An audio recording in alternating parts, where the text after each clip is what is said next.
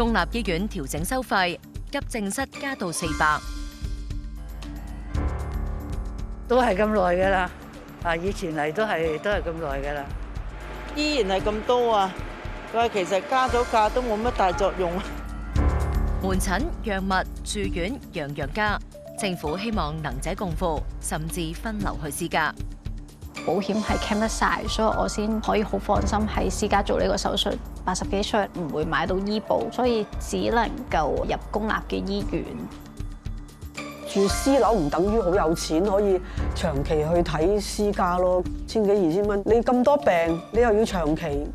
公營咧個概念係乜嘢咧？個原則就係冇人會因為經濟嘅問題而得唔到適切嘅治療啦。但係今天似乎咧，佢係一個選擇。因為而家好多人都驚，我入私家醫院咧究竟俾幾多錢？所以特別嘅配套，例如話好似套餐式收費啦，可能咧市民咧係會比較安心啲去私家醫院啦。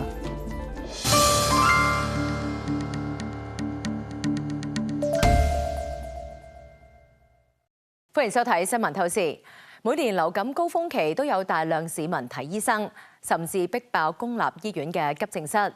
今年元旦開始，急症室加價。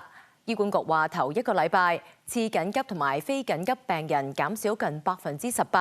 似乎係減少咗濫用，但亦都有好多人話加價唔會令佢哋用少咗公營醫療，點解呢？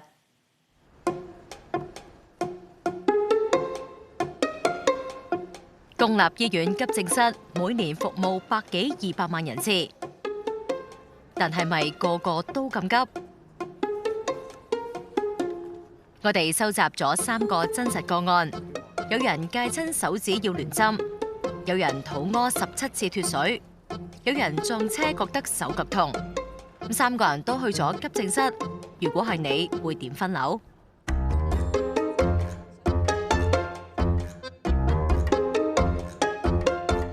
第4啦，咁嗰啲梗係輕啦，戒親嗰啲普通嘢啫嘛。呢啲最耐噶啦。中間係呢度。係啊，都係緊急㗎，根本屙都好麻煩㗎，會死人㗎。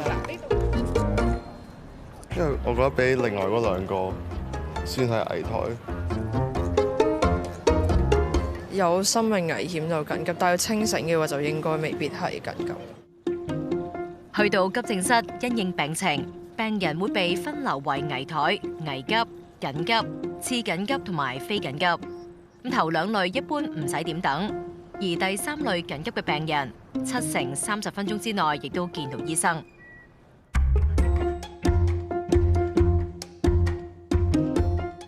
結果3個個案裏邊，大多數人覺得戒親最小事，咁主要揀咗次緊急或者非緊急。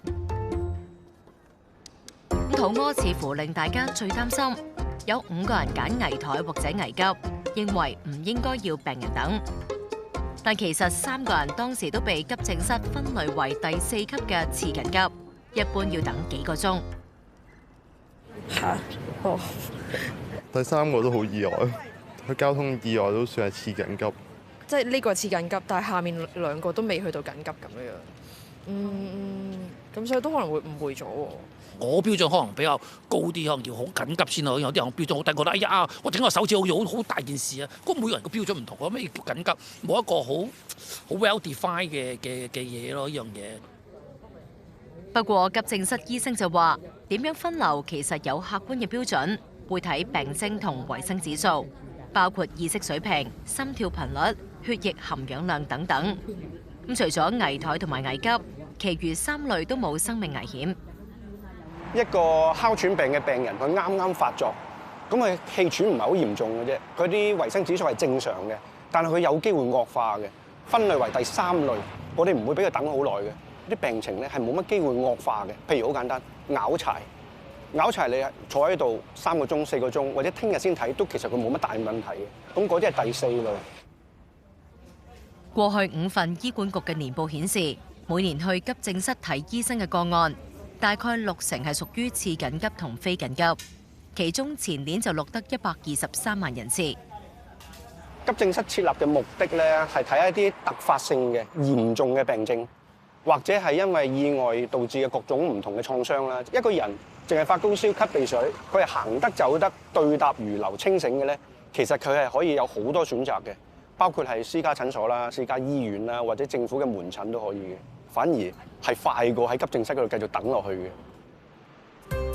翻查資料，30年前急症室唔收錢，每年有超過200萬人次求診，每個病人成本係623蚊，公帑一年補貼近13億。醫療成本之後一直升，去到2023-24年度已經升咗2.3倍，去到2070蚊。但係急症室收費只係加到180蚊，加上服務人次冇少到，公帑嘅補貼增加到大概44億4千萬。好輕微嘅病症嘅病人，令到我哋嘅急症服務有堵塞嘅現象。我哋嘅資助嘅優先次序唔得精準，我哋亦都出現咗服務浪費嘅問題，令到唔單止係輪候時間長，特別係我哋個擔心係服務嘅質素會受到好大嘅壓力。今年1月1號開始，公立醫院調整收費，咁其中急症室加價到400蚊，貼近私家醫生嘅水平。當局希望減少非緊急病人用急症室。醫管局話加價之後第一個禮拜，平均每日有4592人次睇急症，較舊年日均人次下降1成。但係睇急症嘅市民就話，仍然好多人。哎呀，等咗耐啦！我點幾鐘嚟到而家都係咁耐噶啦。以前嚟都係咁耐噶啦。我頭先問十字車嗰個工作人員啦，我話而家急症室加咗價喎，有冇少咗人啊？佢話冇喎。佢話冇啊，依然係咁多啊。佢話其實加咗價都冇乜大作用。屋企樓下嗰啲嗰陣時話要電話預約，我哋唔係濫用急症室嗰啲人嚟嘅，係啦，冇乜特別事就唔會嚟呢度。而家本港90%病人用緊公營醫療服務，政府俾醫管局嘅補助亦都不斷上升。2024年已經有成892億，10年之間升幅近7成。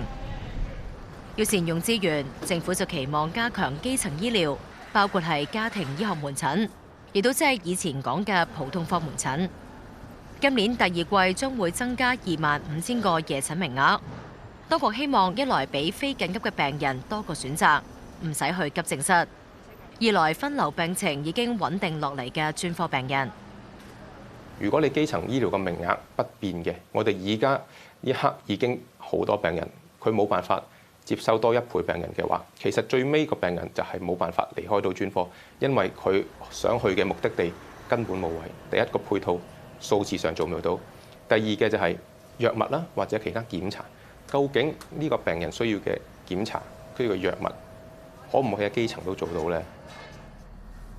郭雲俊本身係內科專科醫生，佢話要改善公營醫療效率，唔只要分流輕症嘅病人去基層醫療，更加理想嘅係將有能力嘅病人分流去私營市場。病人由最富有嘅同埋最窮困嘅都喺度，咁個數字就一定會好大。如果能夠將少部分，而家呢90%，只係減佢10%啫，能夠將佢呢一批病人由公營系統轉介到去私營市場，私營市場係有足夠嘅容量去接收佢哋嘅。你騰出翻嚟嘅空間，就令嗰啲新患上疾病嘅病人早啲去睇醫生。曾明恒 Miranda 退咗休10幾年，舊年先生過身之後，而家好多時都係自己一個留喺屋企。年紀大，經常會有唔舒服。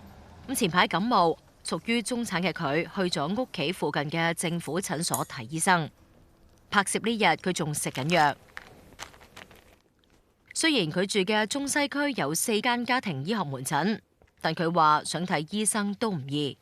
咁好彩即日 book 到執死雞，咁我先去睇。如果 book 唔到咧，就冇得睇噶啦。你要喺 HA 高嗰度 book 噶。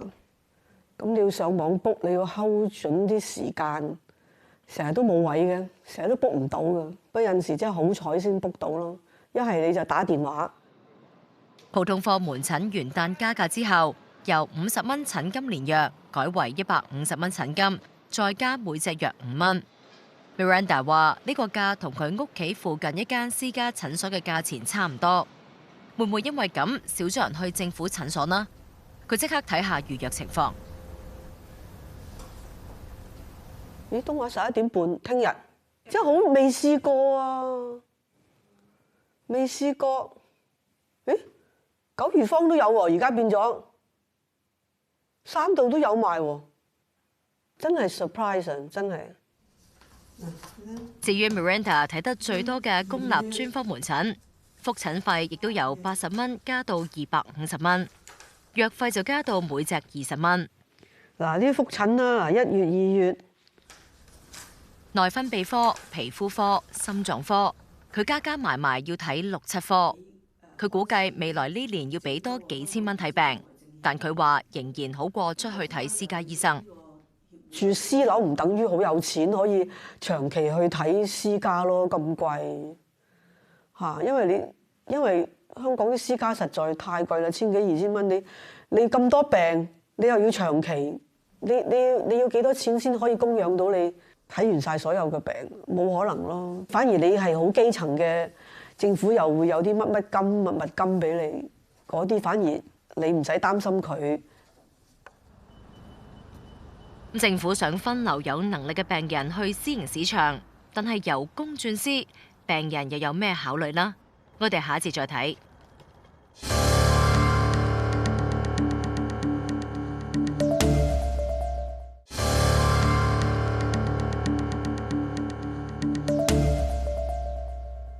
私家醫生收費貴公立醫院一截。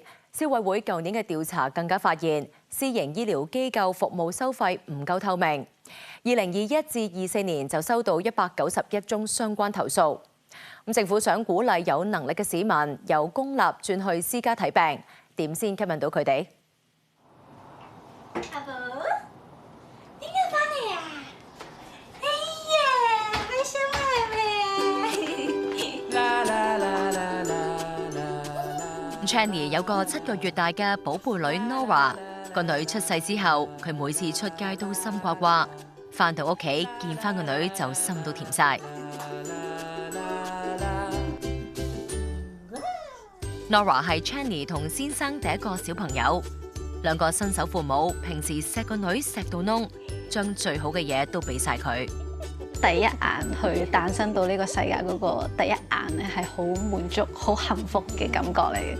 佢嘅出世咧係令到整個家庭係好唔一樣嘅，因為可能佢出世之前咧可能我哋都係二人世界，可能去睇戲啊、出去玩啊、即係拍拖啊咁樣。咁但係多咗佢之後咧，即係所有嘢嘅家庭活動就變咗親子活動啦，即係我哋所有嘢都係會諗咗佢先。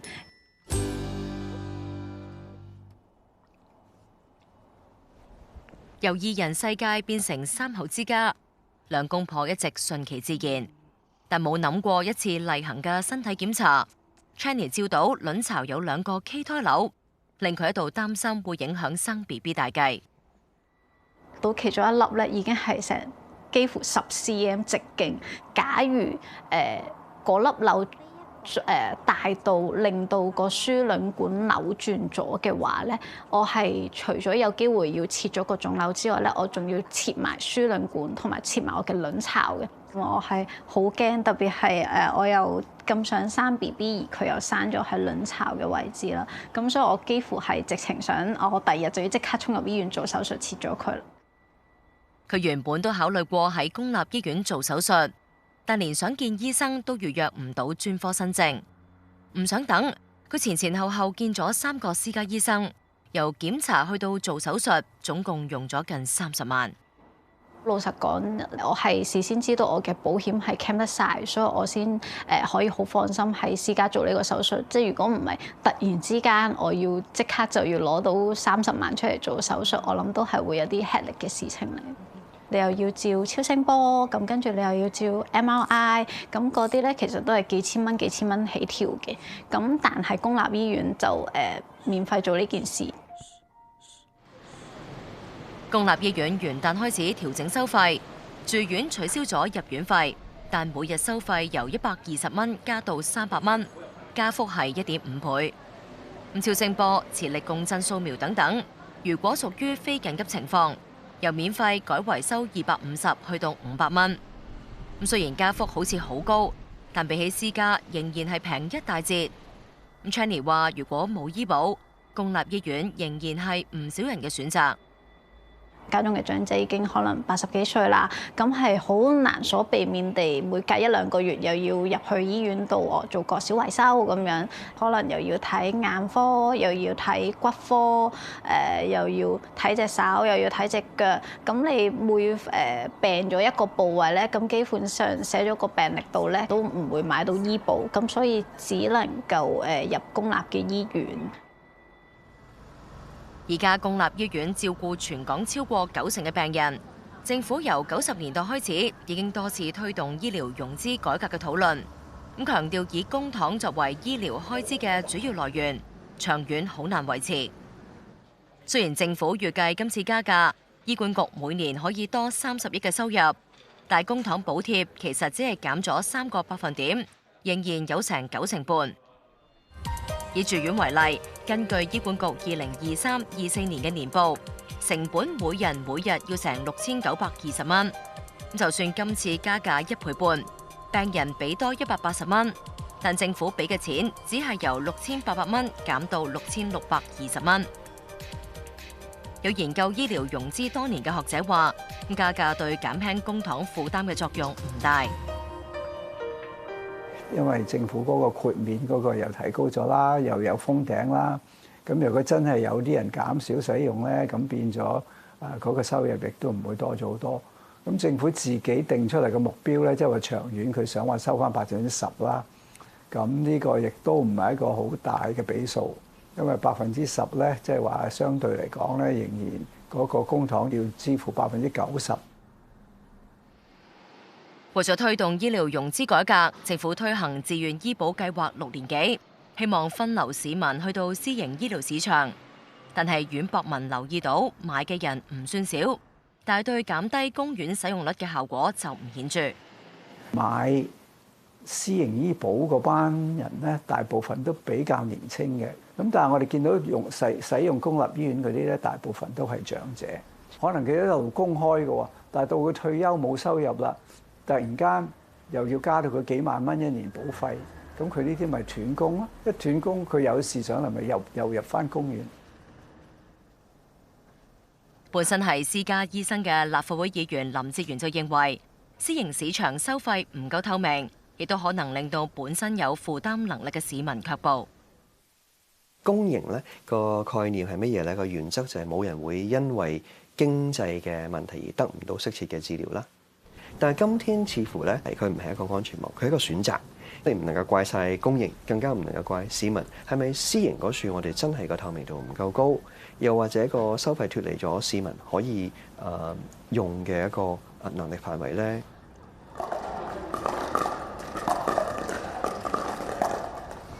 尋日邊一個係有上裁判班嘅舉手先？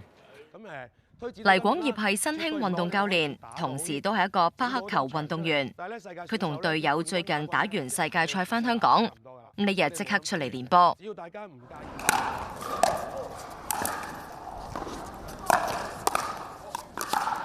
意。做咗運動員10幾年，黎廣業話自己手、腳同埋腰儲落唔少戰績。最嚴重嘅係幾年前左腳斷咗阿基里斯腱，要做手術駁返。嗰陣時係踢波，咁咧但係冇做熱身啊，我就加速，一加速咧就啪一聲就斷咗啦。就我自己除咗腰壞死過啦，椎間盤、半月板啦、阿基里斯腱啦、手臂拎重嘢嘅時候就即係有一次做運動拎啲重嘢啦，咁就當做 gym 咁啦，就拉斷咗自己嘅二頭肌。有啲人就話唔需要做手術，但係咧做手術就可以令到我哋快啲復原啦。去私家醫院做呢類手術，佢話通常3-4日已經搞掂出院，但係速度同收費都成正比，而且事前好難預算最終要俾幾多錢。佢話如果唔係有保險包底，佢都未必夠膽次次去私家醫院。少則就係幾萬蚊，貴則就可能雙位數10幾20萬都試過，所以都係比較好似街市買餸咁咯，海鮮啲咯，個感覺。手臂斷咗嗰次咧，我係做咗2次手術嘅。第一次已經係10幾萬，但係我諗，腳條筋粗啲，咁長即係咁長啲，都唔使10萬，點解隻手臂要10幾萬咧？跟住再做多次，就再有都好似8萬蚊。而家有14間私家醫院就30項常見同埋非緊急治療或者程序，提供過往收費中位數等等嘅統計資料，但只係俾市民參考，唔保證每個個案最後都係收呢個價錢。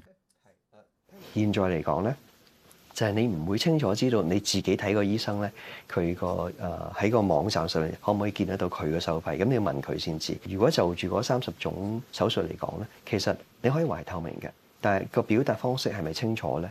同埋係咪真係喺可以俾市民能夠揾晒咁多間私家醫院嘅數咧？呢個就絕對係有改進嘅空間。另外一樣就係可唔可以再做好啲？即係譬如係喺個表達方式做好啲啦，同埋個手術嘅範圍再擴大。政府預計今年內會向立法會提交草案，立法提高私營醫療機構收費嘅透明度。阮博文話：單有透明度仍然係唔夠，關鍵係要推動私營市場改變收費模式，長遠先可以分流到病人，減輕公立醫院嘅壓力。因為而家好多人都驚，我入私家醫院咧究竟俾幾多錢？咁所以嗰個亦都係有啲特別嘅配套，例如話好似套餐式收費啦，即係乜嘢病咧，我哋咧就收一個定額嘅，就唔係逐項收費。咁可能咧市民咧亦都係會比較安心啲去私家醫院啦。要一系列呢類咁樣嘅配套咧，就可能會有多啲幫助。分流公營醫療病人，改善私營醫療體系，推動醫療融資，三者環環相扣。公營醫療可唔可以持續發展到，就要睇政府未來點做。今集新聞透視講到呢度，再見。